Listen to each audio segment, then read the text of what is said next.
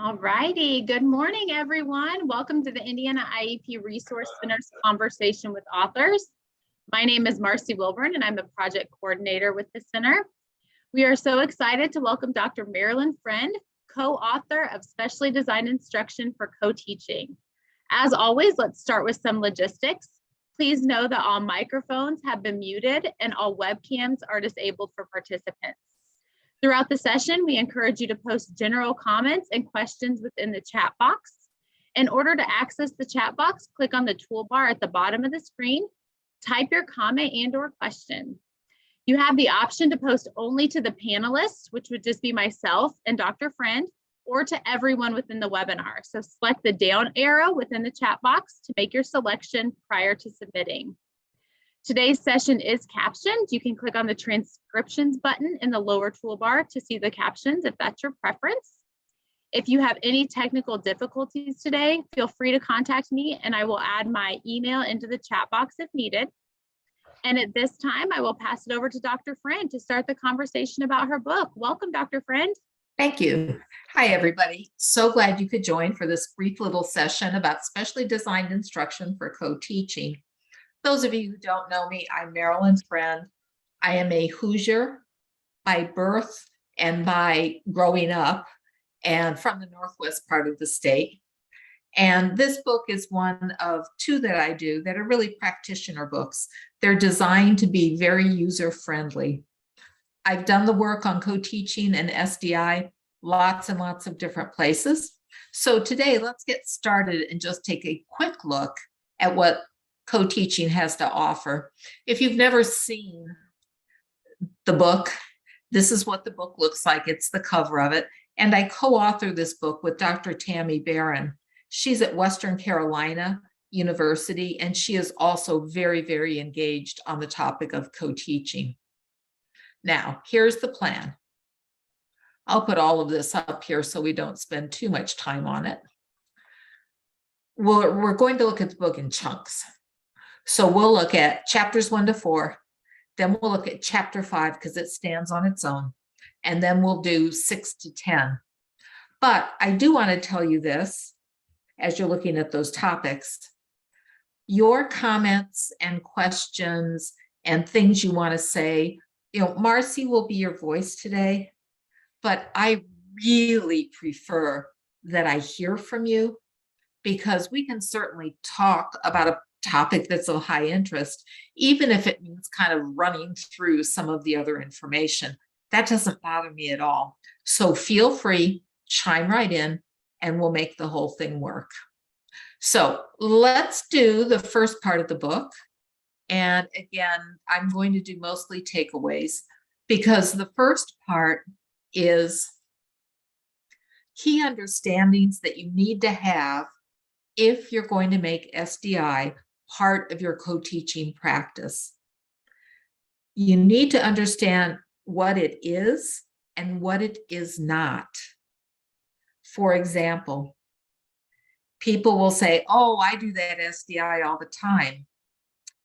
I give students an organizer for their material, or I give them a graphic organizer and they fill it in before they write.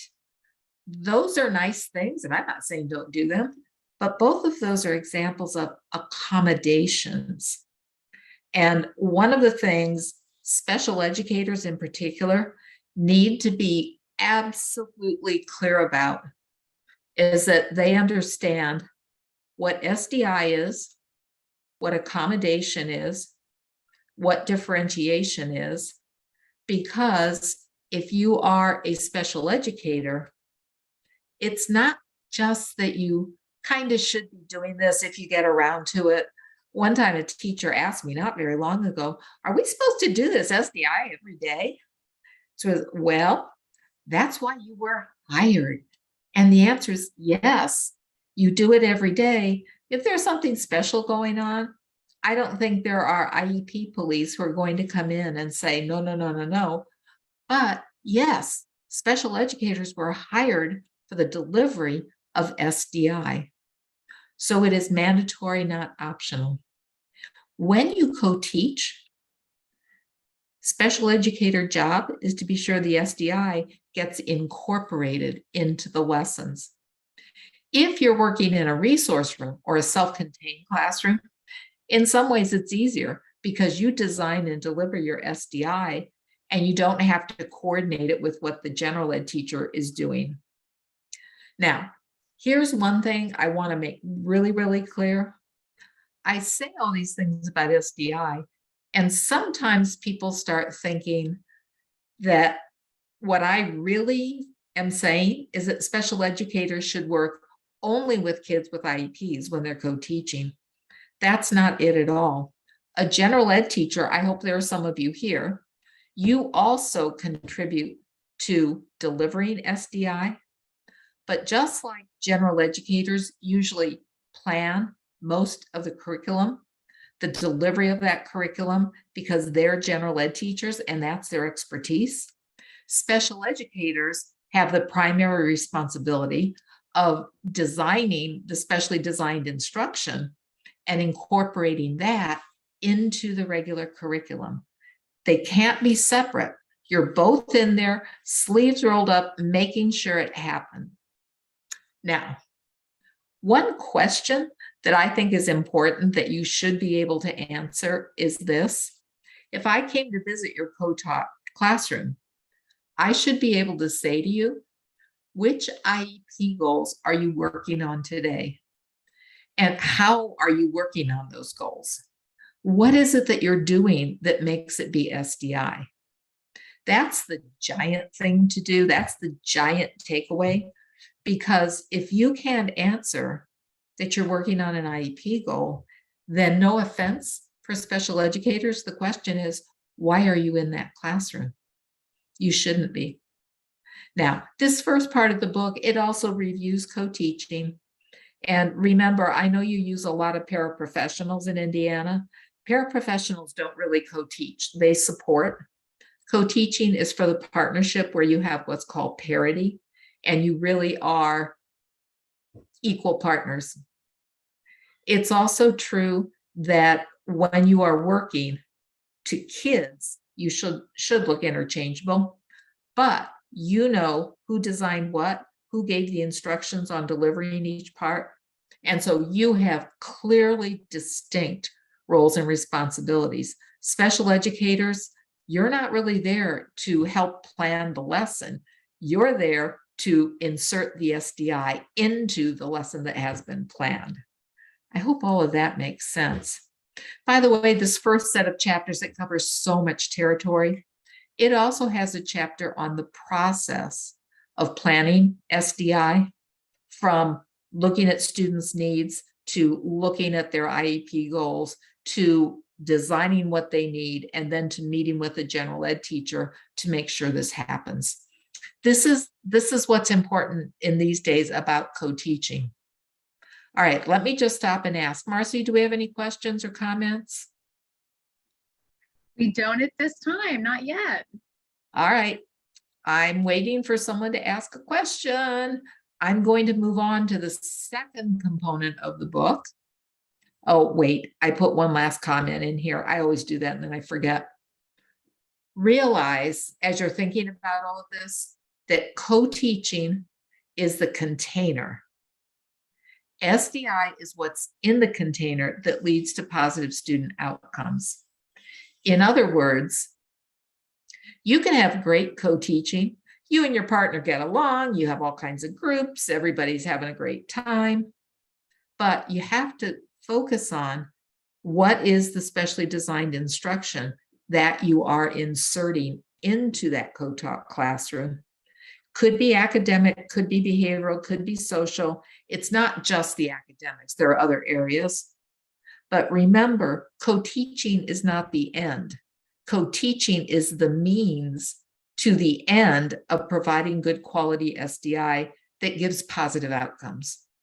All right, now I can go to the next section. The next section is actually just one chapter. It's chapter 5. And chapter 5 talks about macro SDI.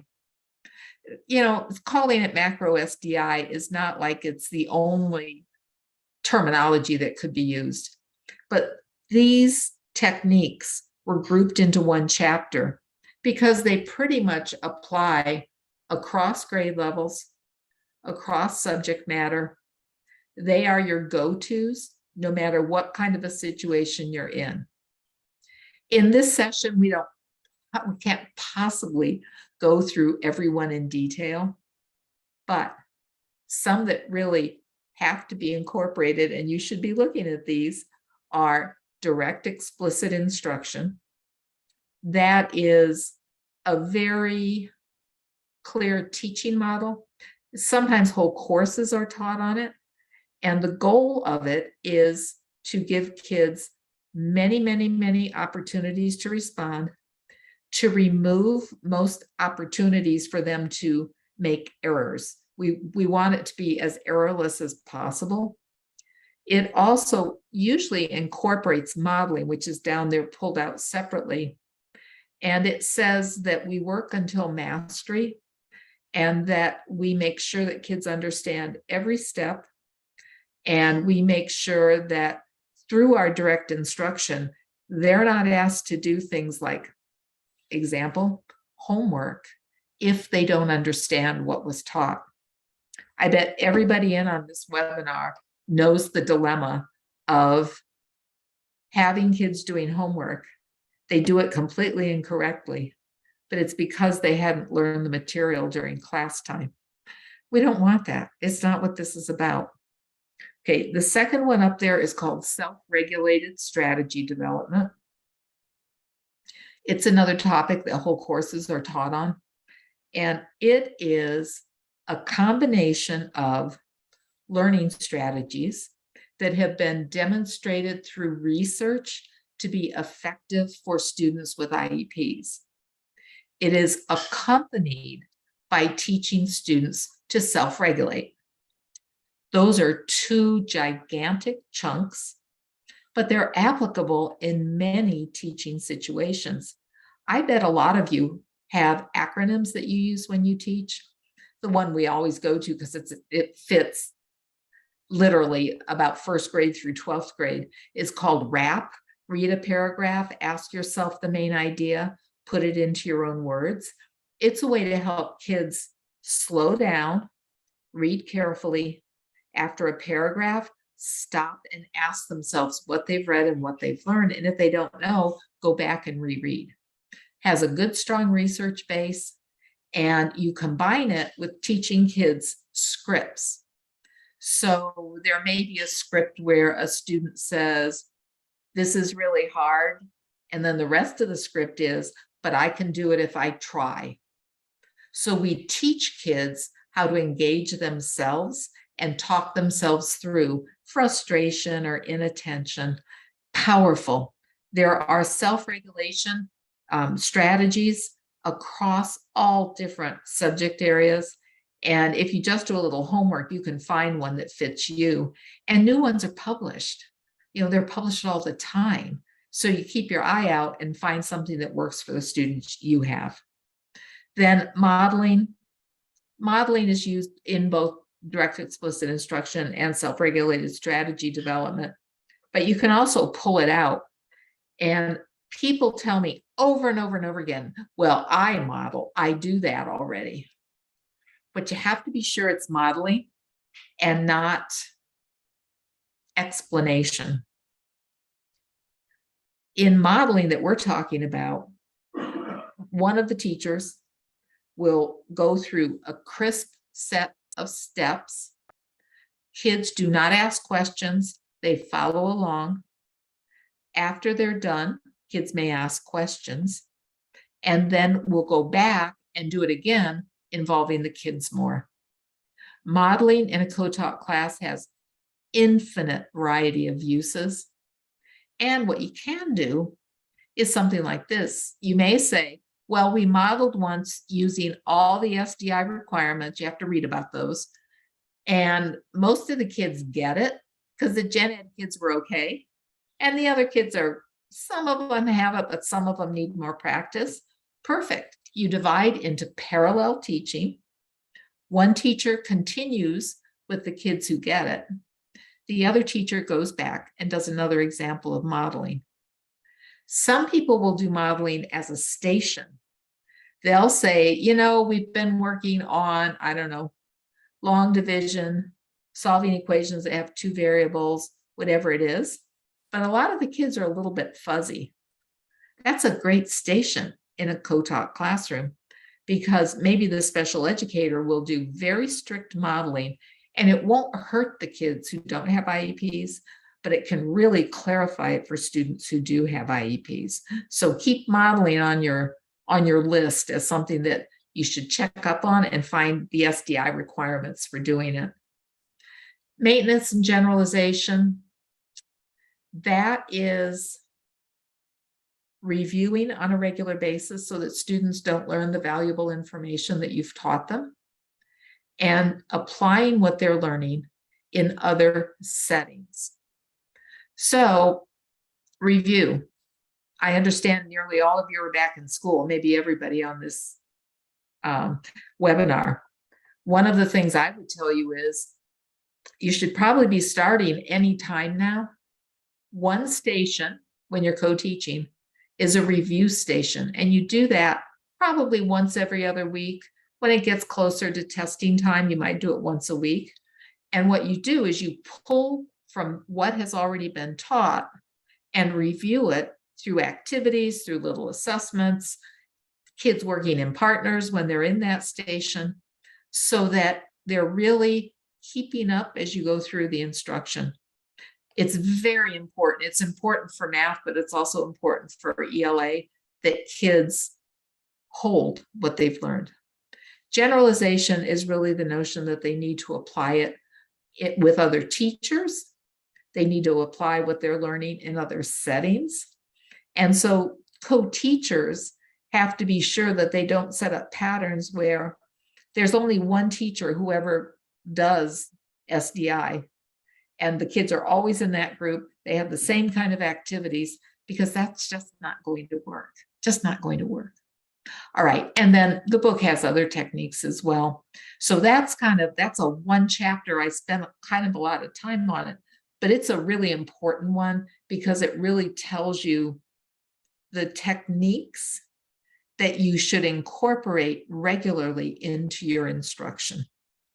Marcy, do we have any questions? Yeah, there is one. Really looking at macro SDI and how we ensure that specially designed instruction in this form takes place when special educators aren't in the classroom. So how can we help general education teachers for that? And here's one question. Don't go away, Marcy, because I never remember this. It's an Indiana question. How much responsibility do general ed teachers have for delivering SDI? So it is a shared responsibility. Any licensed educator can provide specially designed instruction. Okay. And for everyone, I ask that because that's not always the case. In some places, the answer is, this is the co-taught part. You don't have to worry as much when there's not co-teaching because there's not that obligation. But if there is the obligation, what it does is it puts a burden on special educators, because you need to be sure your partner knows what to do with kids with macro SDI and the other techniques I'm about to talk about. And so it means during your planning sessions, you should not have planning be just the lesson.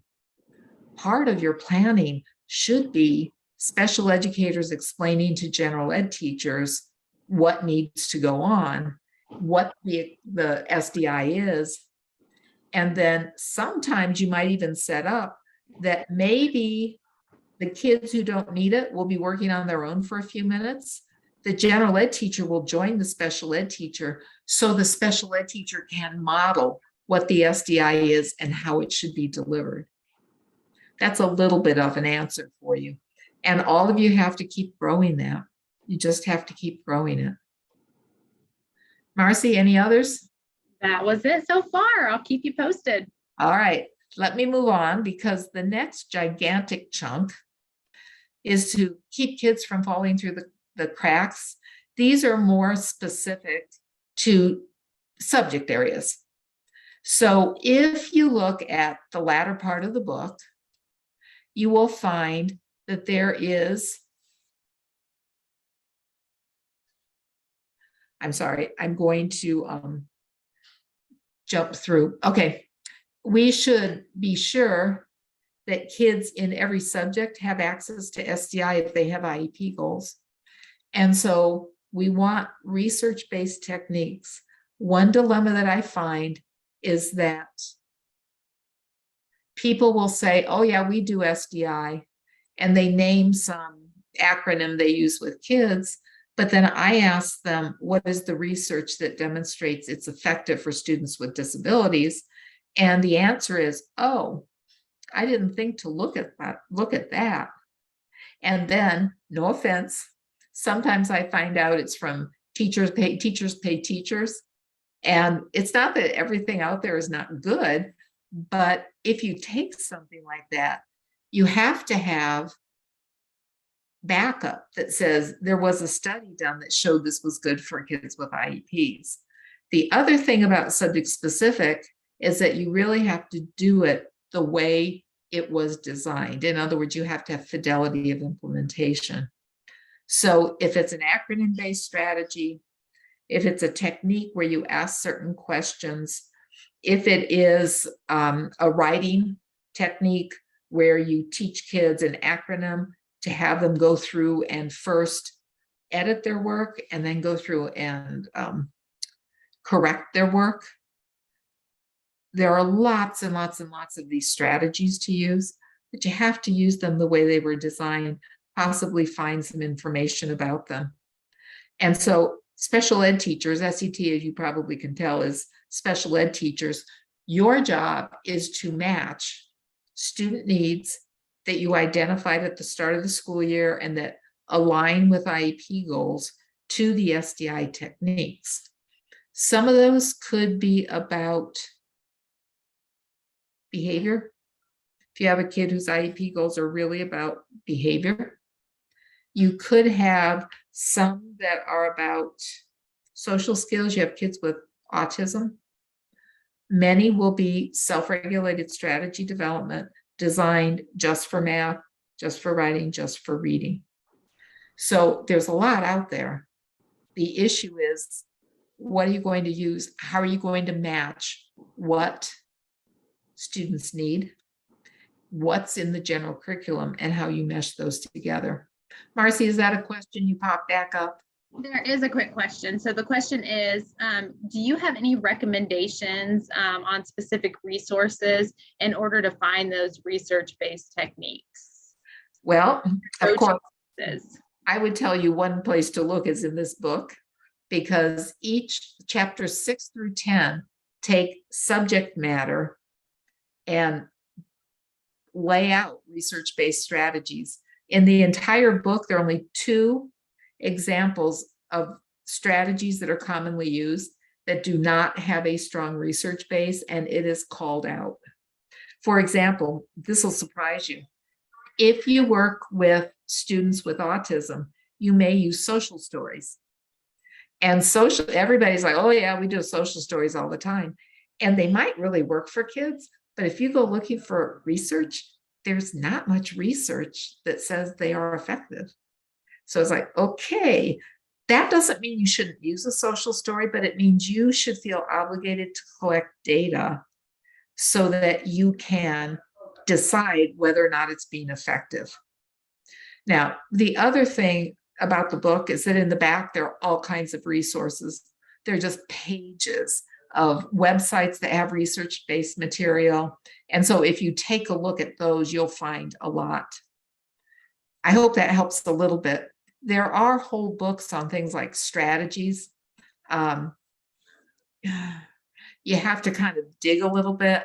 And Marcy, if somebody wants a little bit of follow-up, I'd be happy to send you an email with a few of those resources if we need to do that. All right, let me move on. Time's a flying. Let me do a little bit more here and kind of chunk it together. In the chapters on math, we have foundational reading, content reading, writing, math, those 4 chapters will give you those research-based pieces. And what you will find is that for reading and writing, there are lots and lots and lots of strategies. When you get to math, there are not quite as many. And people in math are always saying, I wish somebody would come up with some things to help math. And there are examples in the book of the techniques that we do know are very effective. What I talked about before, the direct explicit instruction, is particularly helpful when we get to math. So we want to be sure that for math, you take a look at what you can do. It may be about how much you introduce at one time. Probably most of you know about concrete representation on abstract. You can use that. Sometimes we do that with visuals. There are different techniques for using it. So you kind of get caught up in this, oh my word, there's a lot that we can do. So that's kind of a quick run through. The book ends with questions. It has like, here are frequent questions people ask about SDI, things about general ed teachers and what they have to do, things about special educators and what their responsibilities are, things about what do you do if it's not working. And so there is a whole chapter that just does the questions. And then, as I was mentioning, the back of the book has just resource after resource. It's pages and pages. Some are websites, some are print materials, and it's presented, not that I would think anybody would look at all of it, but what it does is it gives an array and helps you kind of get started on some of that searching that you have to do as a special educator. So let me see if you have any other questions. Marilyn, let's go back to the beginning of the presentation when you talked about specially designed instruction being aligned to the goals that are within students' IEPs. Yes. And can you help teachers understand how to find that balance between teaching to the goals, but also providing access to the rest of the standards that are taught within that classroom? Okay. First point related to that is that the IEP goals will help you decide on your SDI, but IEP goals typically do not specify the SDI. That is done outside the IEP. And the balance of it is, if you know what kids need, like you know they need strategies to help them attend better, you know they need a way to do their basic math problems so they don't get confused. You walk in with that knowledge and some ideas for how to address it into planning with your partner. Because for the kids we're talking about, you cannot set the general curriculum aside. It's why I talk so much about integrating, so that you may have a station, and special educators, you're doing a lot of the SDI there. There may be a few other kids who go through that. It's okay if they get it, as long as they needed it. They're not getting it in the same way as a student with an IEP, because that's all documented and recorded and all of that. But a lot of times the way you integrate it is by how you set up your co-taught classroom. It can be alternative teaching, where you pull 6 kids who really need a particular technique, anybody in the class, not necessarily all kids with IEPs, and you give it to them. So in your head, general curriculum is always running, and here are the places where we insert the SDI. I'm watching time, Marcy, and I know we're just about out of it. Just remember, this is not what we're doing. You see her screaming at the kids. Ellen thinks speaking loudly is a form of specialized instruction. Not. Just realize it's really hard to find cartoons to go with this kind of a presentation. That was my best bet. And co-teaching, when you have great SDI, really does result in the improvements that we need for kids. And so with that, Marcy, I'm going back to you. I will say thank you to everybody. And do you want to be a big head now and I'll close down my slides? That sounds good. Well, thank you to Dr. Friend for taking time to chat with us today. And thank you all for participating. Those half an hours always go so quickly. I did go ahead and put the URL within the chat box. So if you could please complete an evaluation for today's session, we would appreciate it.